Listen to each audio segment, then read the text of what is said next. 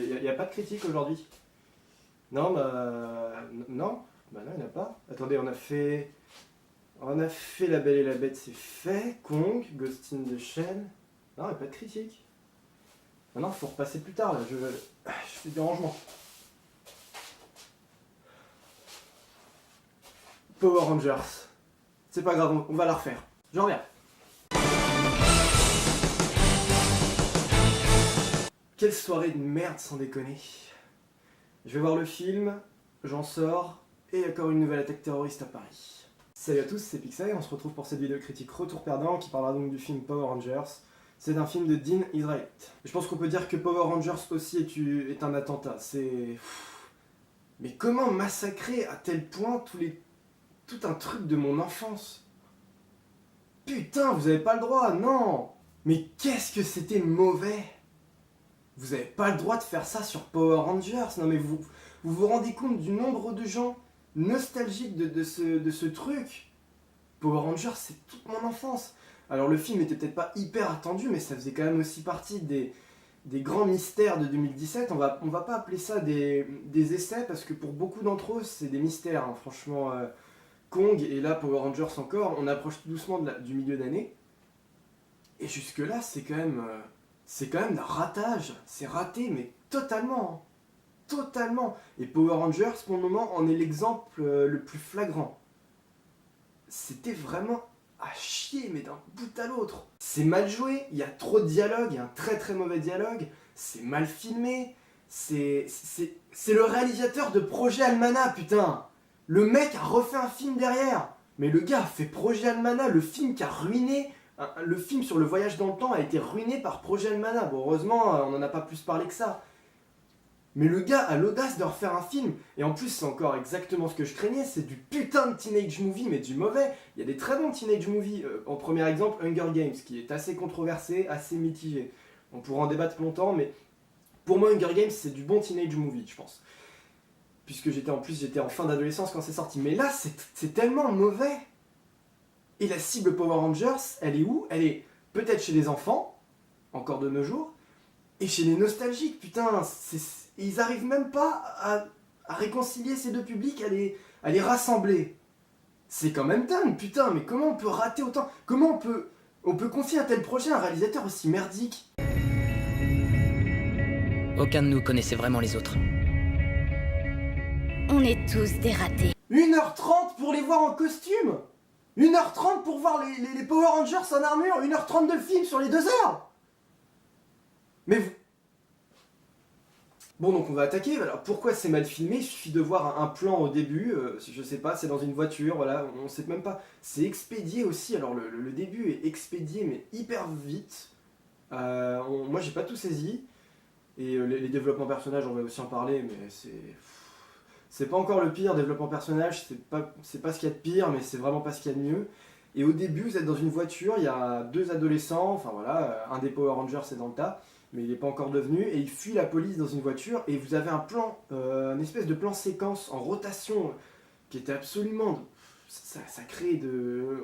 On s'y perd, c'est mal filmé, ça donnerait presque la gerbe pour certains, je sais pas, mais c'est pas bien filmé, c'est pas filmé comme un film de super-héros, c'est pas filmé comme un blockbuster, c'est pas filmé comme un film d'action. Et en plus, il y a aussi un véritable effort de costume quand même sur les armures des Power Rangers qui sont vraiment dignes de ce qu'on avait dans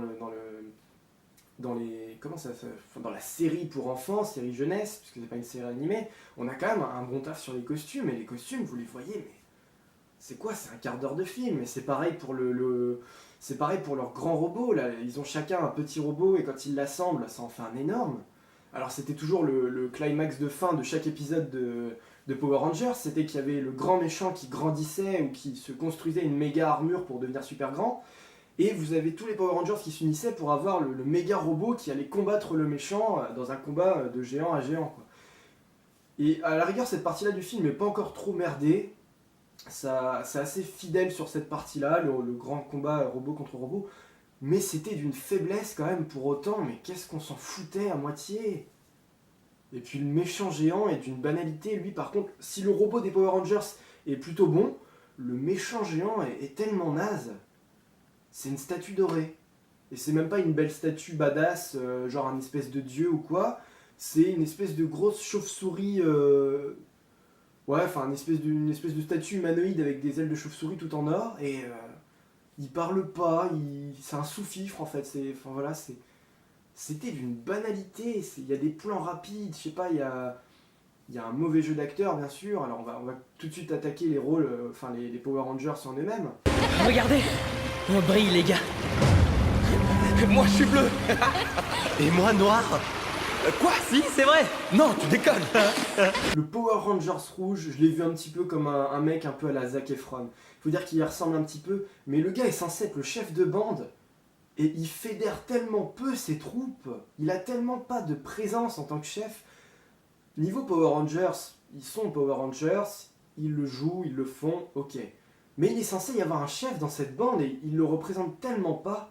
Vous avez aussi Bryan Cranston qui va être peut-être le tout petit point correct du film, qui joue donc un ancien Power Rangers, parce qu'il y a eu une équipe dans le passé de Power Rangers, et en gros là c'est une nouvelle génération qui reprennent les costumes. Et donc Bryan Cranston est un Power Rangers décédé, qui se retrouve, son esprit se retrouve dans un vaisseau de Power Rangers, dans lequel la nouvelle génération va rentrer pour découvrir leur pouvoir. Et c'est lui un peu qui va essayer de les briefer, de les former en quelque sorte avec un petit robot qui s'appelle Alpha. Et donc le rouge est censé être le chef, mais il est presque transparent, c'est un Power Rangers comme un autre. Le Power Rangers noir, donc le rôle de Zack, là d'ailleurs au passage le casting est pratiquement inconnu, hein, c'est vraiment pas des acteurs qui ont encore... voilà, puis c'est peut-être des petits acteurs aussi, là pour le coup on n'est peut-être pas allé pêcher très loin parce que ça manquait vraiment aussi de bon casting, parce que Bryan Cranston, le pire c'est que on ne le voit pas, étant donné qu'il est mort et qu'il est en fait sous forme d'esprit dans un vaisseau spatial. Il est intégré dans un mur qui bouge en fait, et du coup on ne le voit jamais en acteur, en humain, ce qui est quand même dommage, même pas en esprit ou quoi. Donc ce Power Rangers noir, qui n'est pas vert d'ailleurs, c'est aussi une distinction, et on comprend pourquoi dans le film, mais bon, pourquoi ils ont enlevé le vert, mais c'est le plus mauvais acteur du film. L'acteur qui joue Zack est le plus mauvais acteur. C'est super mal joué, à un moment ils parlent tous de leur vie, et lui explique que sa mère est malade, le petit moment qui devrait être un peu émotion, qui devrait se dire oui, on va comprendre pourquoi il est un petit peu impulsif, pourquoi il a envie d'être un Power Rangers. Et à un moment il dit parce que ma mère c'est la meilleure du monde, et il le répète, fait oui, ma mère c'est la meilleure mère du monde. Comme ça, ils sont tous en train de le regarder, et toi t'es là, fait c'est bon, on avait compris, et t'as pas besoin de te rendre ridicule comme ça, c'est bourré de dialogues ridicules. Mais après il y a les deux filles qui s'en sortent pas trop mal, mais elles sont Power Rangers, c'est tout, il n'y a aucune continuité après dans leurs personnages non Power Rangers. On s'en fout tellement de leur vie, c'est tellement vite expédié, on ne sait pas quelles sont leurs intrigues perso, ou du moins elles sont pas exploitées du tout, parce que la Power Rangers jaune, par exemple, en fait sa famille la comprend pas trop, enfin la famille est un peu chiante avec elle, et elle n'arrive pas trop à s'intégrer aux autres, à essayer d'être un peu... Elle n'arrive pas à être sociale avec les autres, c'est ce genre de choses. Et je pense que c'est une des meilleures intrigues du film, hein, mais c'est tellement peu exploité. Et pourtant, c'est l'intrigue certainement la plus développée parmi tous les Power Rangers, c'est celle autour de la jaune, puisque même la méchante va venir essayer de la corrompre et tout. Mais après, en dehors de ça, il n'y a rien quoi. Sur les autres personnages, il y a le bleu, qui est l'intello du groupe, et qui est le mec qui parle tout le temps. Mais c'est là qu'il y a trop de dialogue. Ils ouvrent trop leur bouche, et il y a une scène d'action. Une scène et demie, on va dire. Il n'y a qu'un seul combat dans le film. Un seul. Pendant un moment, même à la moitié du film, on va leur dire, les mecs, rentrez chez vous, vous n'êtes pas les Power Rangers. On vous nique les héros, mais je sais pas. On essaie de passer tout le film à vous dire, ça y est, ils vont arriver, ça va être eux, ça va être le combat, ça va être nos héros, les nouveaux Power Rangers, et des fois, on leur dit, rentrez chez vous. Des fois, ils vont baisser les bras. Ça ralentit le film, mais à tel point, mais...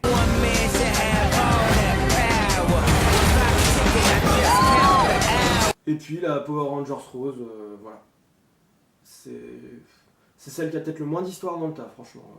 Il n'y a pas grand chose d'autre à dire. Elle a une espèce de petit secret, je sais pas, il y a une histoire d'embrouille avec son ex et tout, et puis basta, c'est tout.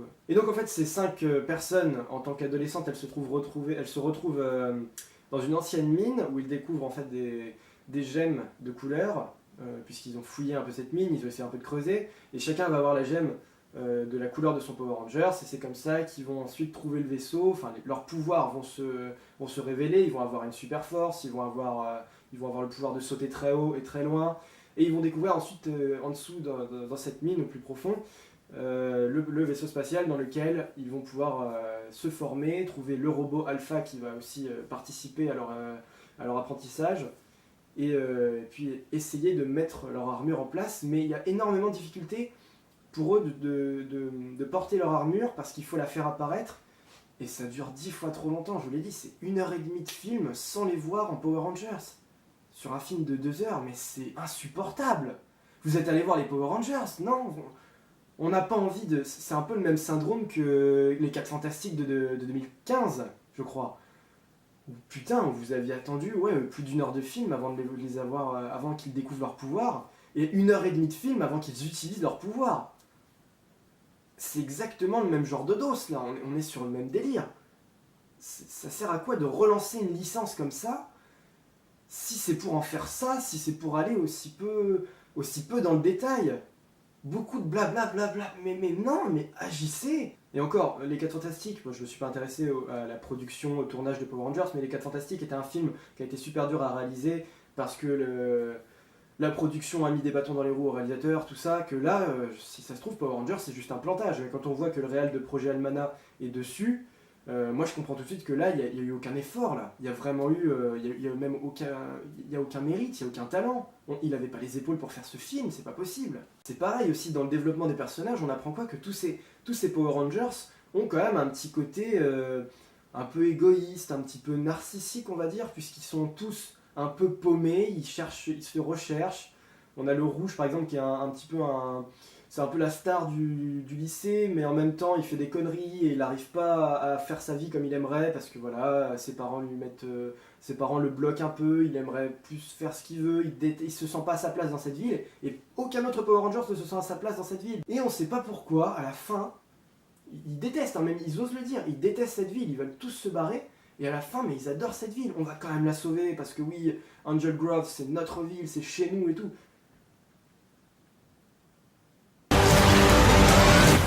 Votre heure est venue. Comment tu passes du fait que tu détestes une ville à que tu te sens obligé de la protéger et de l'adorer? Alors ok, entre-temps ils sont devenus Power Rangers, ils se sentent responsables. Mais même ça c'est pareil, il n'y en a aucun qui a le conflit intérieur de se dire putain on est Power Rangers. Est-ce que j'ai les épaules pour être Power Rangers? Est-ce que je vais pas avoir peur? Est-ce que vraiment j'ai envie d'être Power Rangers et qu'est-ce qu'il va falloir que je fasse pour me donner l'envie? Il n'y a aucun moment où ils vont être confrontés à une réalité ou un choc qui va leur faire...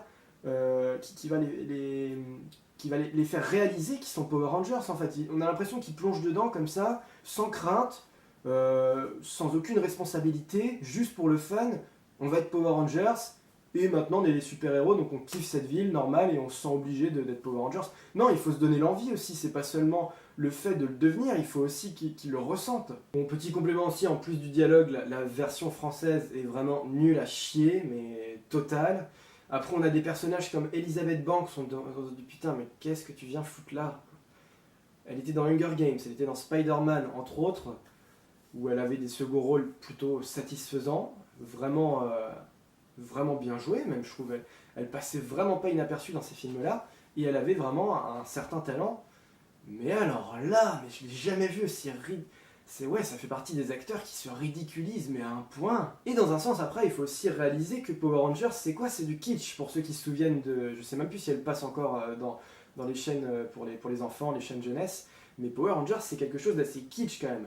C'est des cascades un peu connes, genre ils font un salto, ils tombent sur leurs jambes. Ah oui, alors, pou pou, fou, ha. Enfin voilà, c'est vraiment des trucs très kitsch, vraiment, vraiment axé peut-être enfant, limite navet. Quand on voit un peu les cascades ou quoi dans les années, même les costumes des méchants, qui étaient un peu, ça faisait penser un peu à des costumes genre Disney, on voyait les détails très grossis, enfin on grillait tout de suite que c'était un costume, ils avaient une voix totalement diabolique et à la fois absolument ridicule, une voix minable aussi, les méchants, ils avaient une voix grossie, enfin voilà. Donc il faut jamais oublier que Power Rangers c'était aussi un truc un petit peu rigolo, un petit peu... enfantin, assez grossier, c'est ça. Parce qu'à la base, Power Rangers, je crois que c'est même un truc japonais, il me semble, il y avait un truc comme ça, le sketch des inconnus, la Bioman, je crois que c'est À la base, Power Rangers, c'est vraiment un truc japonais, il me semble. Enfin bref, on sentait vraiment que c'était un truc assez particulier, qui marchait bien, mais qui est assez particulier. Et dans le film, on retrouve, on va dire, on en retrouve le fond, mais vraiment pas la forme. Alors après, on pouvait pas forcément faire exactement la même chose au cinéma, c'est sûr, et c'était pas ça le but. Mais l'esprit Power Rangers, c'est vraiment pas retrouvé dans les scènes de combat, où j'ai eu l'impression d'avoir affaire à un très très mauvais Marvel, très bas de gamme, mais vraiment très très mauvais, calqué sur, en tout cas c'était un peu le même format, mais très mal filmé, très mal joué aussi. Avec 4 potes, on a trouvé un vaisseau spatial enfoui sous terre. Je crois que j'ai des super pouvoirs. Et puis j'ai un peu envie de parler de la salle dans laquelle j'étais. J'ai l'impression qu'aux alentours, j'avais pas affaire à un public exigeant autour de moi. La salle était quand même pas trop mal remplie, c'était pas une des plus grandes salles du ciné, mais quand même une salle moyenne, qui était pratiquement remplie à moitié. Et il y avait beaucoup de familles, des enfants, enfin voilà, teenage un peu, voilà, c'était ça, vraiment des ados. Et il y a quand même des gens qui ont bien aimé, qui ont trouvé ça sympa ou quoi. Moi, pour moi, le mieux que tu puisses dire de ce film, c'est qu'il était mauvais. C'est que t'as pas aimé, que voilà, tu passes à autre chose. Mais comment on peut trouver ce film sympa? Comment on peut estimer ne pas avoir perdu son temps, avoir vu un film vraiment digne d'être présenté au ciné, digne de faire un film de ça? Je sais pas. Il y a quand même une scène où j'étais un petit peu tout seul à rigoler dans la salle, mais tellement elle est what the fuck, tellement elle est naze de se dire que c'est comme ça, que c'est la scène où le méchant va plus ou moins sortir du film, il meurt pas mais on va le dégager. Et c'est une scène, vous savez, comme dans Pokémon quand il dégage la Team Rocket. On s'envole brutalement vers d'autres cieux. En gros, le robot géant des Power Rangers va foutre une claque à la méchante et elle va le donner vers le ciel. Je me dis putain, il manquait plus que la voix de la Team Rocket et la petite étoile qui brille, quoi.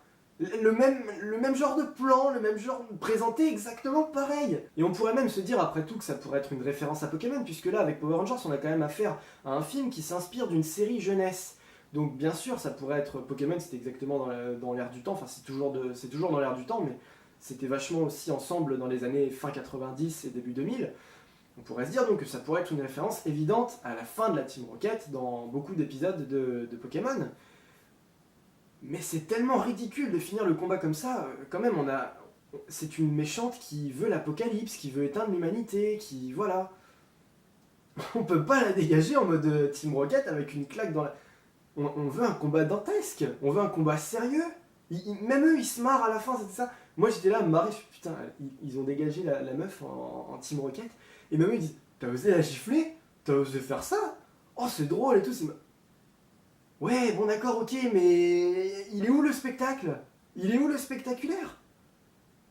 Il suffisait de gifler la méchante comme ça pour s'en débarrasser? C'est tout? Parce qu'ils l'ont pratiquement pas combattu du film aussi, hein. Ça c'est un truc que j'ai oublié de dire. La méchante en fait elle est là un petit peu pour faire joli, pour créer le grand méchant doré, mais sinon ils la combattent pratiquement pas, à part lui foutre une claque à la fin, ce qui fait qu'elle en devient encore plus ridicule, Elizabeth Banks. C'est quand même... là c'est une catastrophe, là. C'est vraiment... On était tous au même endroit au même moment quand Billy a trouvé ses pièces. Pitié, ne nous refaites plus jamais un film où vous allez jouer sur la nostalgie des gens avec aussi peu de matière et avec aussi peu d'intérêt. Ça ne servait strictement à rien, à part nous mettre une désillusion encore au maximum. Il y a encore beaucoup de films, attention. 2017 est loin d'avoir tout donné, il y a encore du Jumanji, bon ça c'est en fin d'année, mais il y a encore Gardien de la Galaxie, je me fais pas de soucis, Thor Ragnarok, tout ce qui est Marvel, ça devrait aller. Mais il reste encore pas mal de choses là, Alien aussi, voilà. Pitié. Vous voulez jouer à fond la carte de la nostalgie en 2017?